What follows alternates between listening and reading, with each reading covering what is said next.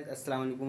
उम्मीद करता हूँ आप सब खैरियत होंगे। Welcome back to the YouTube channel. और आज फिर मैं एक कहानी के साथ आ चुका हूँ। जंगल में रानी नाम की एक बाघिन जुड़वा 3 बच्चों को जन्म देती है। उनमें से 2 रंगीन बाघ तो तंदुरुस्त थे, लेकिन उसका सबसे छोटा बच्चा बहुत ही ज्यादा कमजोर था।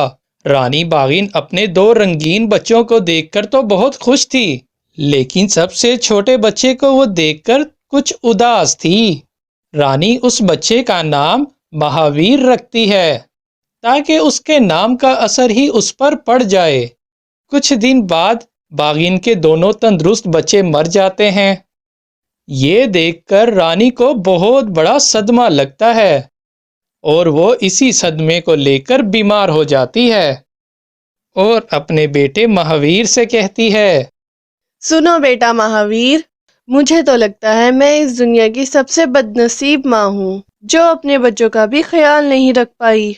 बेटा, मेरे जाने का वक्त आ गया है। मैं नहीं जानती कि मेरे बाद तुम्हारा क्या होगा। बस तुम अपना ख्याल रखना बेटा। इतना कहकर रानी बाघिन भी अपनी सांस छोड़ देती है। अब बेचारा महावीर यतीम हो चुका था। माँ, तुम मुझे छोड़कर क्यों चली गई? अब मैं किसके साथ रहूंगा माँ? कुछ देर बाद अकेला महावीर खाने की तलाश के लिए निकल पड़ता है, लेकिन तभी कुछ शरारती बच्चे आकर उसका रास्ता रोक लेते हैं। अरे अरे, किधर जा रहे हो पहलवान महावीर? लगता है आज किसी से जंग करने चले हो। हा हा हा हा। सभी बच्चे उसका बहुत मजाक उड़ाते हैं।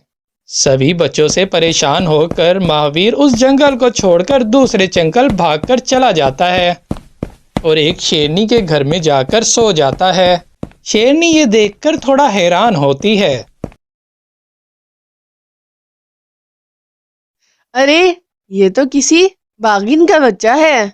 लगता है ये बहुत डरा हुआ है और मुझे ये बच्चा बहुत कमजोर भी लग रहा है और मुझे लगता है शायद ये भूखा भी है। कुछ देर बाद जब महावीर उठता है तो वो शेरनी को देखकर डर की वजह से भागने लगता है। तब शेरनी उसे रोकते हुए कहती है, अरे रुको रुको बेटा, तुम डरो मत, मैं तुम्हें कोई नुकसान नहीं पहुंचाऊंगी। लेकिन ये बताओ कि तुम यहाँ अकेले क्या कर रहे हो और तुम्हारे माँ बाप कहाँ हैं? फिर महावीर शेरनी को अपनी पूरी कहानी बताता है। उसकी बातें सुनकर शेरनी को उस पर बहुत दुख होता है और वो फिर उससे कहती है, मुझे सुनकर बहुत अफसोस हुआ बेटा। तुम खुद को यतीम मत समझना। बेटा, आज से मैं तुम्हें अपने बेटों की तरह पालूंगी और तुम्हें एक ताकतवर बाघ बनाऊंगी। तब शेरनी महावीर का बहुत अच्छे से ख्याल रखती है। उसे माँ की कमी कभी महसूस नहीं होने देती और अब महावीर भी शेरनी को ही अपनी माँ मानने लगता है। शेरनी महावीर को जंगल के खतरनाक जानवरों से बचने के लिए सारे तौर तरीके समझाती है और फिर ऐसे ही कुछ साल बीत जाते हैं और शेरनी महावीर को एक बहुत ताकतवर और निडर बाघ बना देती है। आज महावीर की माँ की बात सच हो जाती है।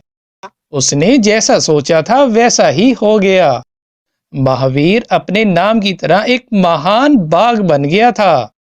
एक बार जंगल में कुछ शिकारियों ने शेरनी को पकड़ लिया था और वो शेरनी को मारने ही वाले थे। तभी शेरनी महावीर को जोर से आवाज लगाती है, बेटा महावीर, कहाँ हो बेटा?